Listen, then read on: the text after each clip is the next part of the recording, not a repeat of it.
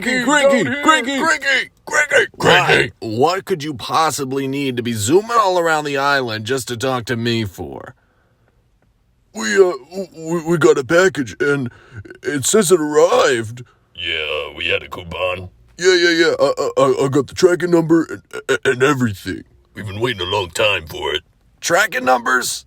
Packages? Your lorries. How does a lorry order a package? There it is. I see it. What? Huh. So, I guess you did order a package. Yeah. Don't worry, Bullstrode. I'll help you out.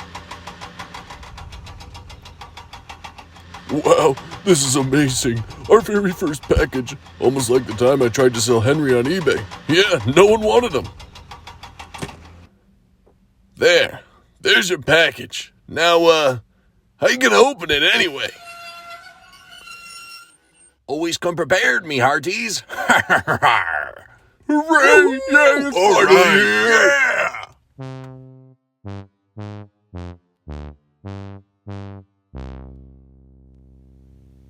Hello everybody, it's here the Japanese Train here, back at it again with another video for you guys today. And again, we have another first on this channel. We started the year looking at Whittle short line engines. We talked about Chuggington on this channel for the first time in like 12 years. And today is another first. We're going to be talking about something that's not Thomas Wooden Railway related, but might be somewhat Thomas related. This is Matchbox, the series of die-cast collectible cars. I'm sure, you know, every kid has had a Matchbox or a Hot Wheels at some point in their life. And it's something that I kind of got into a bit more recently over the last couple years. But I have come to love Matchbox, especially as it sort of blends in with Thomas stuff.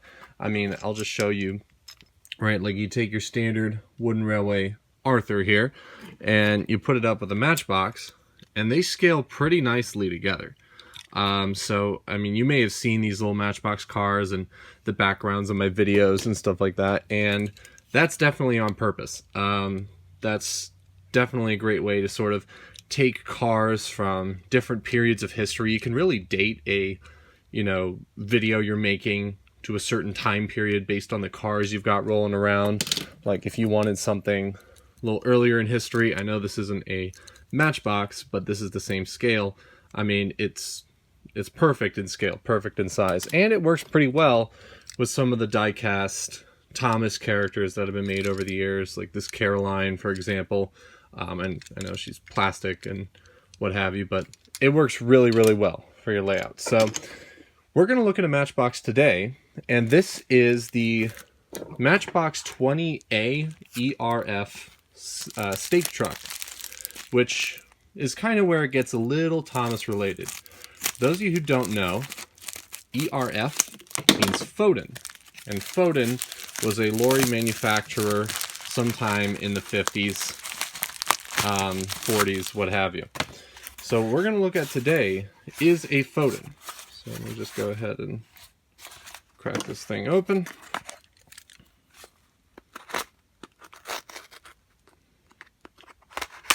Thank you, Salty, for the scissors, by the way. All right. Small little thing, right? But let's go ahead and take it out.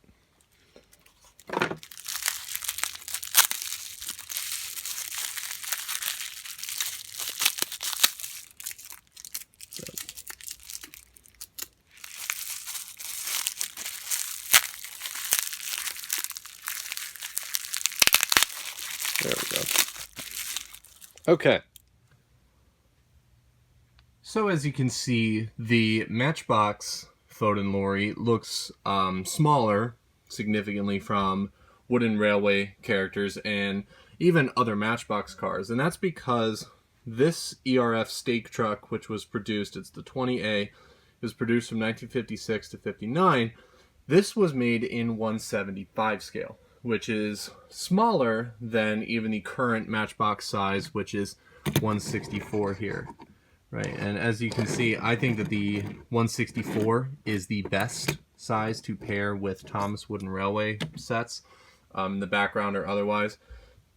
And I believe die-casts like the Ertl horrid lorries, or perhaps even the take-along horrid lorry might fit that scale a bit more. But that's not to detract from this 175 scale one here. It looks really great. It's identical to the type of lorry that the horrid lorries were. There were tons of these Foden lorries that could be found in railway yards and shunting yards all throughout the British Isles, basically, in the time period. So, you know, as you can see here, the early Matchbox stuff, even the 175 stuff, is really good.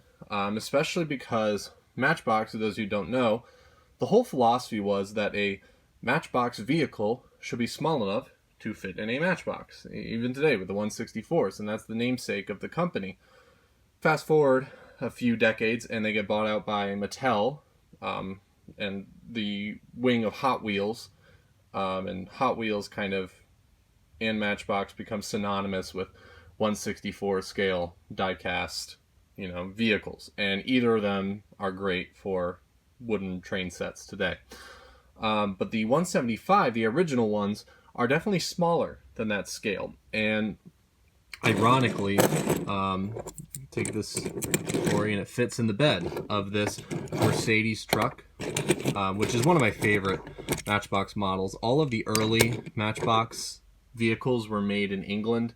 So if you're looking for like 50s, 60s, 70s British vehicles to use in your Island of Sodor layouts, go for an old Matchbox. Even this one, which makes the 175 look even more puny. This giant one, it's just fantastic, right, for catching sort of a mid-century British sort of truck scale. And even if you take a look here at the model, right, kind of ironically, it fits together pretty well with an Ertl Thomas, seen here. I don't have a Ertl horrid lorry here for scale, but that's kind of a little ironic in my opinion. It's also worth mentioning that this Matchbox model that I received is not original. It was a restoration, and I got this model off of Mercari. And for those of you who are unaware, there's a whole community basically of people who will take these old Matchbox models, especially the old English kind, and take them apart, strip the paint, restore them, and that's exactly what happened with this truck here. And whoever did the restoration did an awesome job, definitely better than any restoration I could have pulled off. For one, the deep maroon paint came out really nicely. It shows up very well on camera, and matches the paintwork of the horrid lorries. I mean, we are Thomas fans after all. That's kind of what caught my eye about this model to begin with. But even the silver shines really brightly, and definitely looks great. The wheels were put back on, and it looks like they were re-crimped. That's kind of how Matchbox in the early days would make sure that the axles stayed put.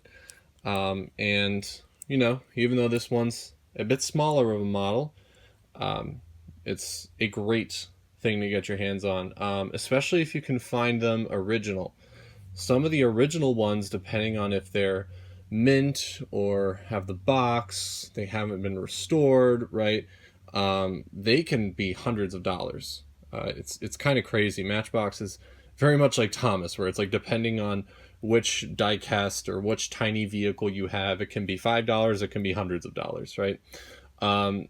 In somewhat worse shape without the box, you can get them for maybe in the neighborhood of $20-$30 if you're lucky.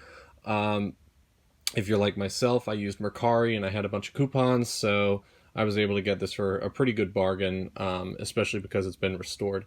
But that's no knock on the restoration. It's a really good job, and definitely you will be seeing this lorry in the background of some of my videos to come.